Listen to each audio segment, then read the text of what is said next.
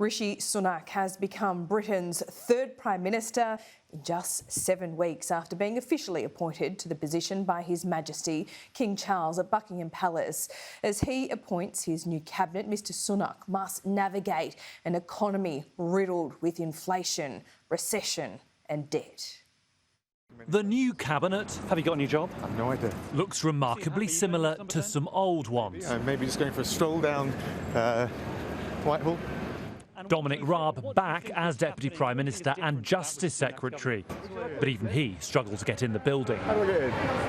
Michael Gove returns as Levelling Up Secretary, the job Boris Johnson sacked him from in July. What do you make of Rishi Sunak as a Prime Minister? Did we need a change in this country?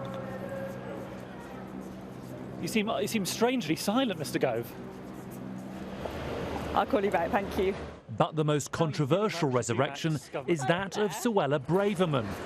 Oh, I'm absolutely delighted.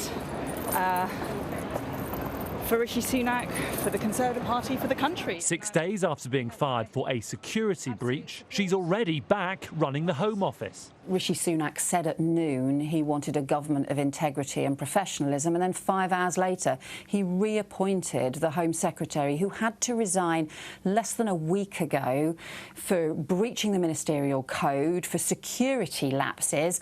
And this just looks like not taking seriously our national security and our public safety. This is largely a continuity cabinet with few fresh faces. Those running the Treasury, Foreign Office and a Ministry of Defence all remain in post. One surprise, Rishi Sunak's leadership rival, Penny Mordaunt, has not been promoted. She's said to be furious that she's staying as leader of the House. This morning, Liz Truss and her cabinet posed for one final photo. Following her out the door, 11 of her top team sacked by Rishi Sunak, with 10 keeping their jobs and others moved to new roles.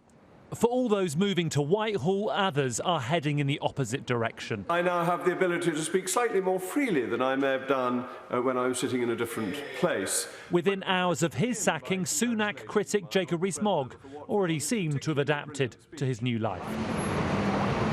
Without their government cars, ex-ministers will be getting used to public transport once again.